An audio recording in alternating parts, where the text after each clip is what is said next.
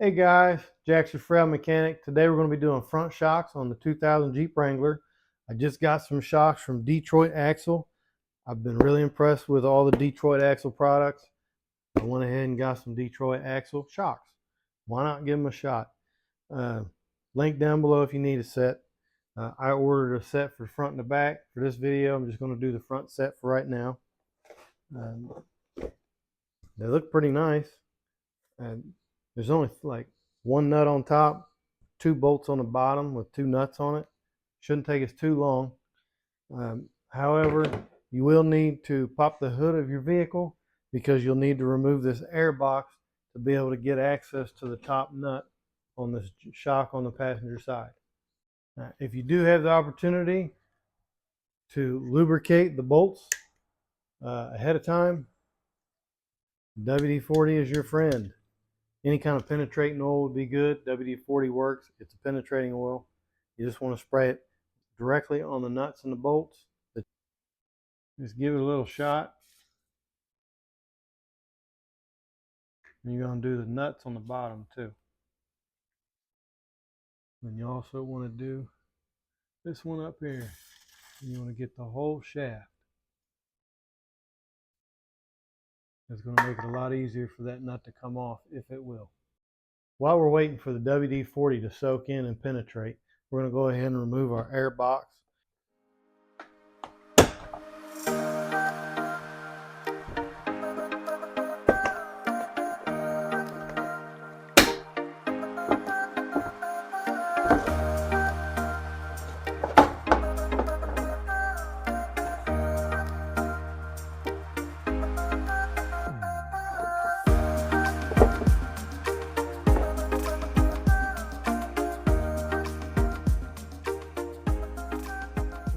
Like two 8mm bolts. Go ahead and remove both of those. I also want to note the two 8mm bolts have two 10mm nuts directly underneath of them. So whenever you go to remove that air box, remember that.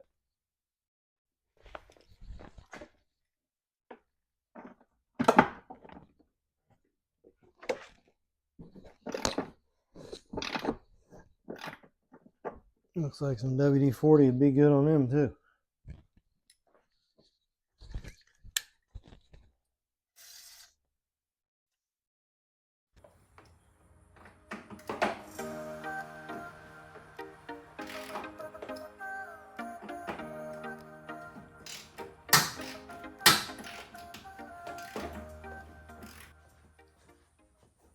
Once you get the two bolts removed,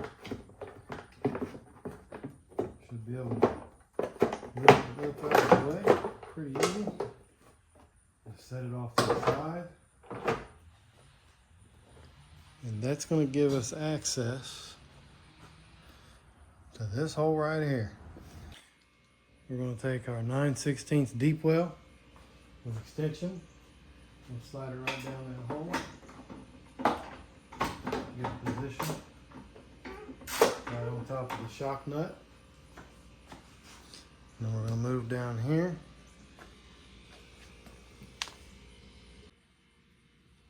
Now, if you notice, this whole shaft spins when you try and loosen the nut. So we have to hold this into place. Now what I do is I just clamp a pair of vice grips on there, and these little tiny pair, but this is what I happen to have.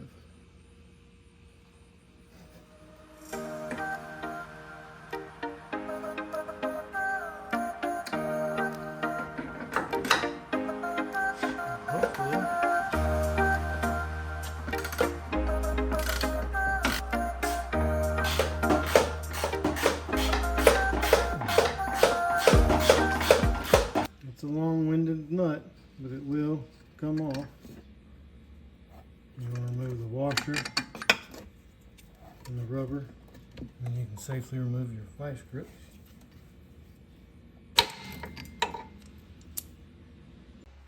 Next, we need to remove these two 12mm bolts. They've got 12mm nuts.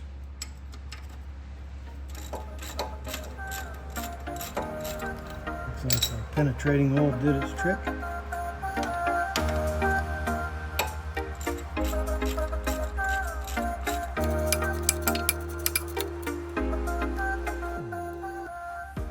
In order to get to this bolt, I'm going to have to remove this nut.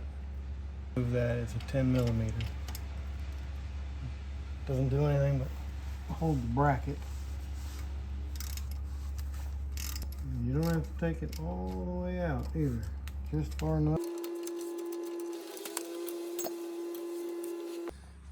Got all our bolts and nuts removed. Now we need to remove the shock. You want to do so by lifting the bottom portion of the shock. You can use a little helper. Put the pry bar in there, pry up on the bottom, just enough that you can slide it off to the side. She'll drop right out. Dump out one of your shocks. Get your bag of goodies. Get one rubber snubber and one washer ready. We're going to set this in place and then we're going to cut this. And as soon as you cut this, it starts going upward. So we want to get this in place. We want to have our snubber ready so that we can slide this onto the shaft quickly before it goes up and goes inside the hole.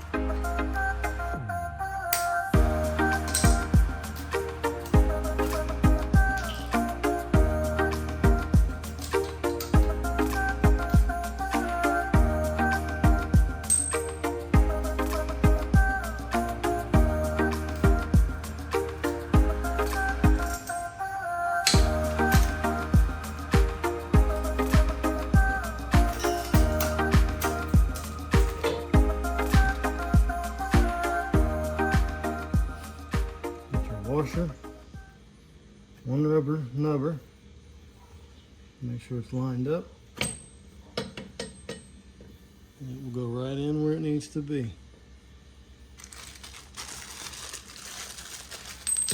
I do want to point out that these rubber pieces, they are different. You got a tinier hole, a larger hole. The tiny hole needs to go toward the washer. Bigger hole goes toward the bracket that the shock goes into. So when you put this one on top, you want the bigger one going on first.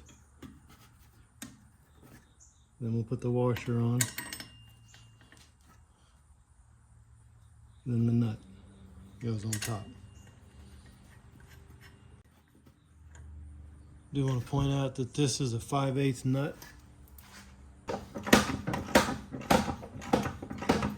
You'll notice we're running into the same situation.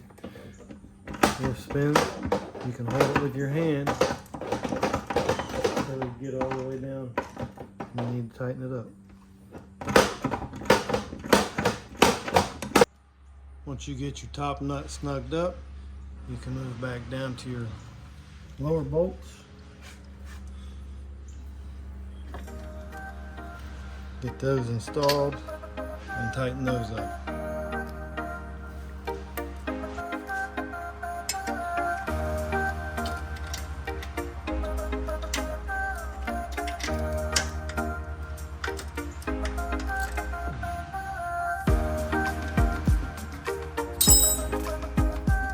You get your 10 millimeter bolt that holds the bracket. We've got our shock bolted on and secure. Now we just need to put our air box back in place and button that.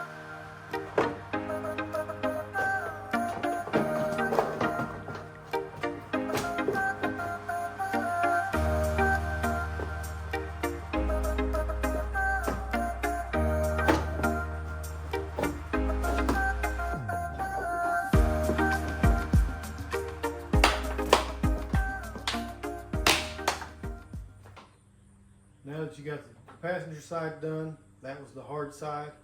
The driver's side's the same way, but no air box removal. Just the 3 bolts, and you're good to go. Thanks for watching.